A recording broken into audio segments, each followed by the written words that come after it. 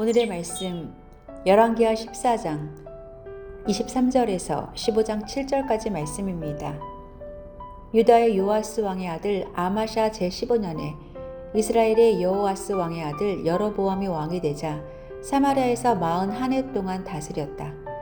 그는 주님께서 보시기에 악을 행하고 이스라엘로 죄를 짓게 한 느밧의 아들 여로보암의 죄에서 떠나지 아니하고 그것을 그대로 본받았다.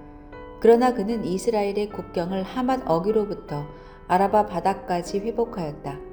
이것은 주 이스라엘의 하나님께서 그의 종인 가드 헤벨 사람 아미떼의 아들 요나 예언자에게 말씀하신 그대로였다. 주님께서는 이스라엘의 고난이 너무 심하여 매인 사람이나 자유로운 사람이나 할 것 없이 한 사람도 남아있지 않아 이스라엘을 돕는 사람이라고는 아무도 없는 것을 보셨다. 주님께서는 이스라엘의 이름을 하늘 아래에서 지워 없애겠다고 말씀하시지 않았기 때문에 여호와스의 아들 여로보암을 시켜서 그들을 구원하신 것이다. 여로보암의 나머지 행적과 그가 한 모든 일과 그가 전쟁에서 보인 능력과 유다에 속하였던 다마스쿠스와 하맛을 이스라엘에게 되돌려준 일들은 이스라엘 왕 역대지략에 기록되어 있다.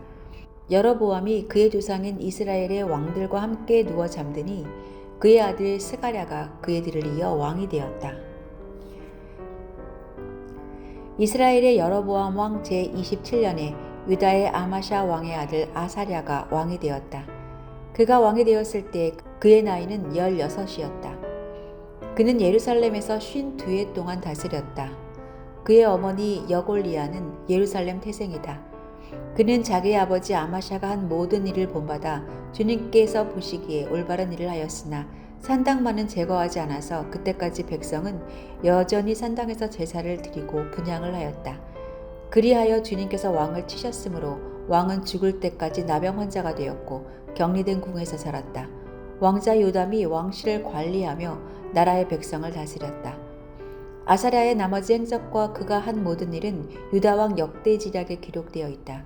아사랴가 죽어 그의 조상과 함께 잠드니 다윗성의 조상과 함께 장사 지냈다. 왕자 요담이 그의 뒤를 이어 왕이 되었다.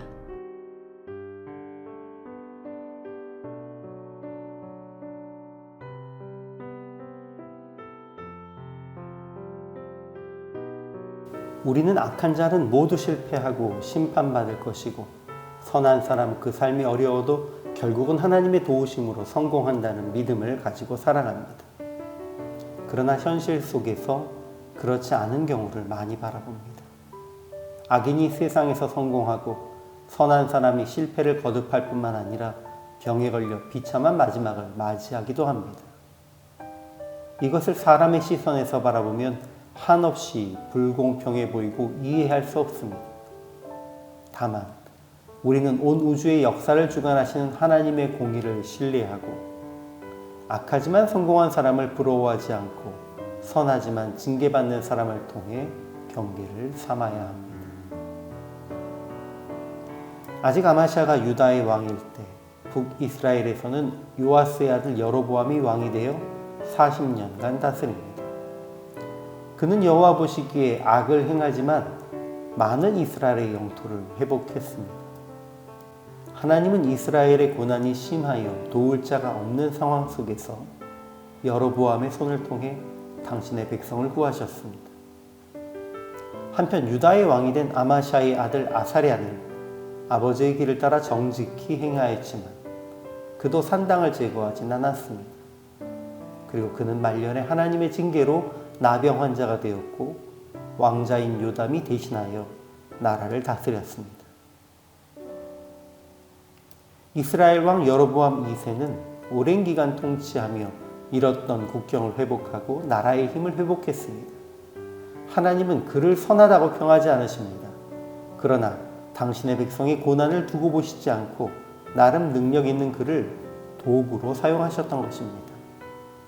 그는 여로보암의 죄를 버리지 않았지만 하나님은 이스라엘의 고난을 보시고 은혜로 회복을 허락하셨습니다. 반면 우시아로 불리는 유다왕 아사랴는 여호와 보시기에 정직히 행했지만 스스로 하나님의 제단에 분향하려다가 징계를 받아 나병 환자가 되었습니다. 오늘 본문은 아이러니한 두 왕의 결말에 대해 기록합니다. 여로보암 2세는 악한 자였지만 당신의 백성을 사랑하신 하나님에 의해 북이스라엘을 강성하게 하고 백성을 고통에서 구한 왕으로 기록됩니다. 반대로 선한 왕인 아사랴는 제사장의 직무를 무시하고 교만하게 되어 분양하려다가 나병 환자가 되어 격리된 채 말년을 마쳤습니다. 하나님의 일을 위해 사용되었다고 모두 선한 이가 아니며 선한 이로 평가받았다고 그 결말까지 자동적으로 좋게 되는 것도 아닙니다. 우리는 이 원리를 기억하고 단지 도구로 쓰이고 심판받거나 대체로 선한 삶을 살다가 교만하여 징계받음으로 삶을 마무리하지 않도록 스스로를 항상 말씀에 비추어 보고 경계하는 삶을 살아야 할 것입니다.